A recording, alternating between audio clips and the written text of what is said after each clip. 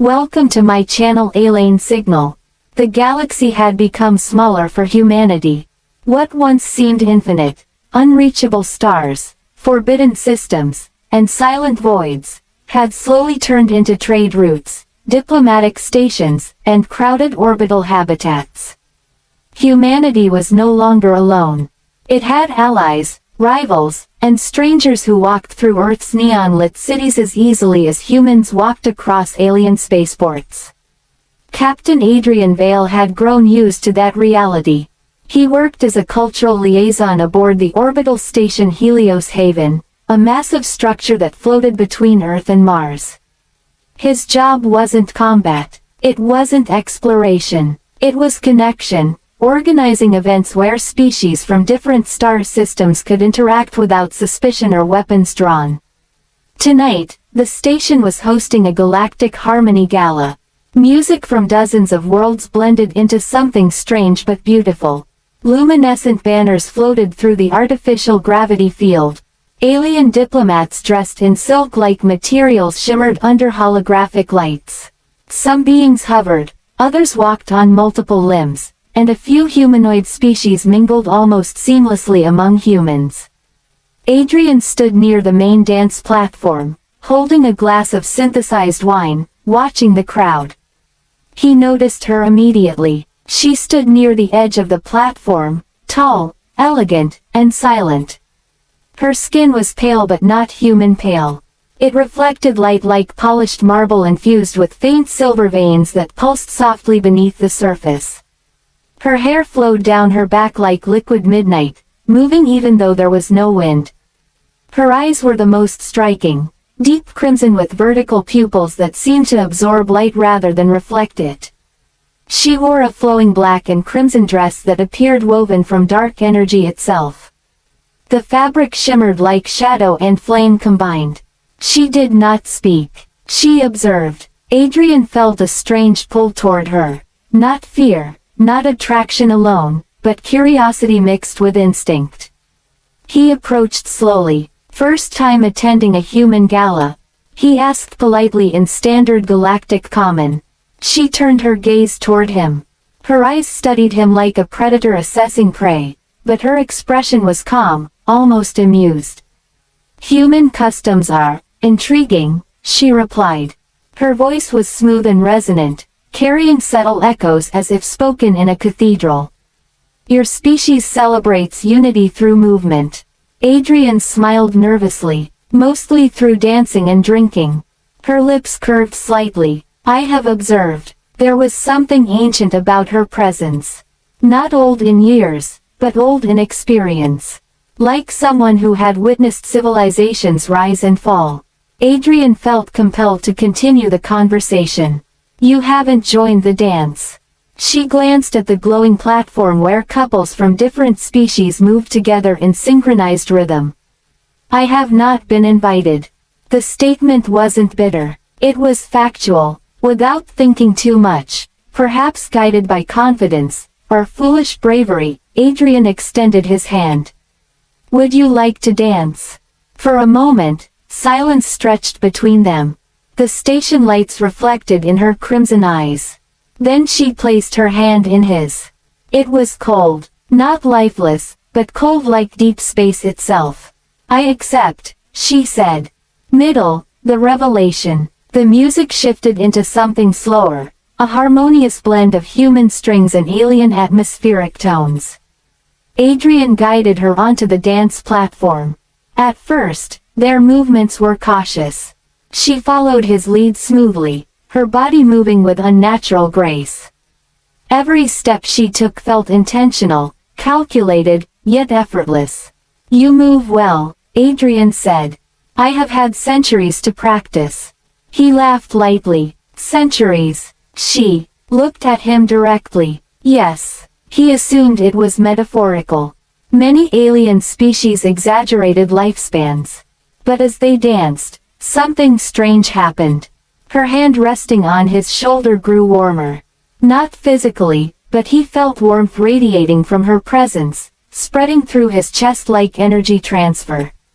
His heartbeat accelerated. May I ask your name? He said. Names are power, she replied. Then give me a name you allow me to use.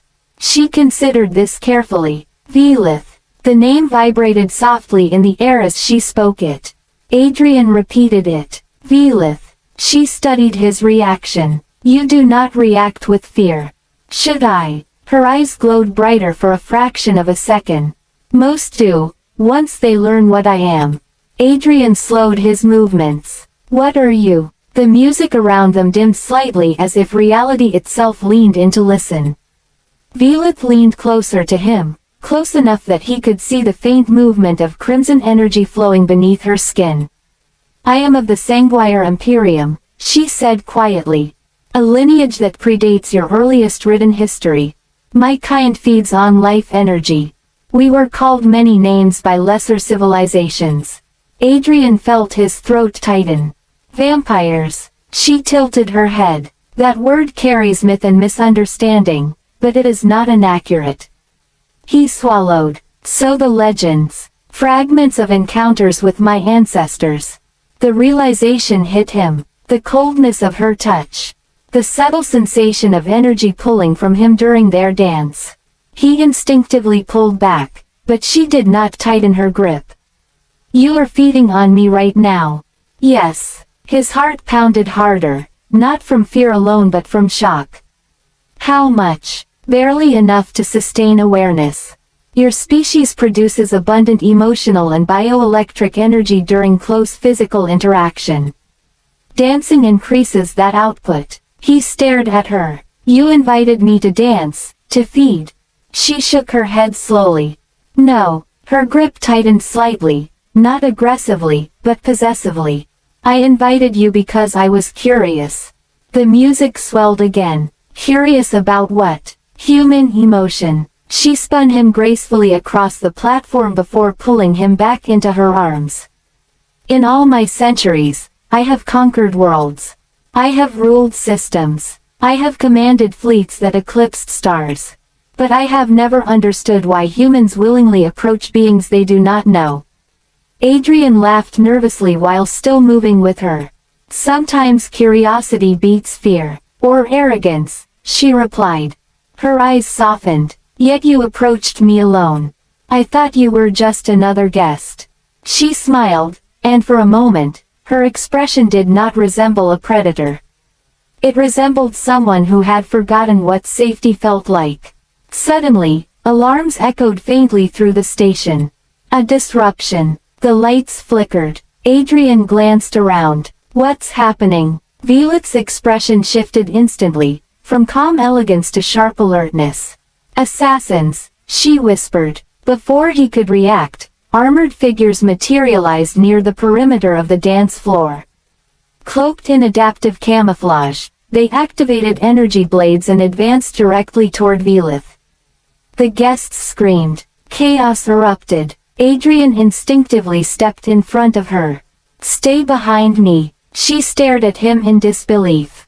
Move, she commanded, but he refused. The assassins fired plasma bolts. Velith raised her hand, and crimson energy burst outward like a shield, deflecting the attacks. The impact sent shockwaves through the platform. One assassin charged. Adrian tackled him, grappling for control as the attacker tried to slice through his armor. He barely managed to disarm the weapon before Velith appeared beside him in a blur. She grabbed the assassin by the throat. Instead of killing him immediately, she absorbed his energy. The assassin screamed as his life force drained, not violently, but efficiently. His body collapsed. Adrian stared at her. You said you only feed during consent. She turned slowly. This one attempted to kill me. Her eyes burned brighter. Self-defense is not violation. More attackers approached. Velith unleashed a surge of crimson power. Not chaotic destruction but precise strikes that disabled enemies without obliterating the station. Within minutes, the threat was neutralized.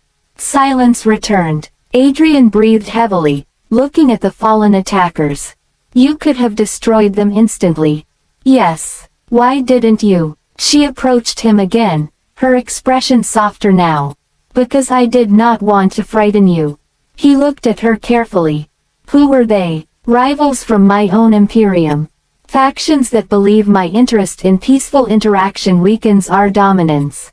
He understood then. She wasn't just a mythical predator. She was royalty. Velith, you're not just a vampire. She nodded. I am the queen of the Sanguire. The words settled heavily between them. Ending. Choice. The station security forces finally arrived, surrounding the aftermath of the attack. Diplomats whispered. News drones recorded everything. Human authorities would soon demand explanations. Adrian looked at Velith. Now what? She stared at the chaos around them, then back at him. My enemies will interpret tonight as weakness.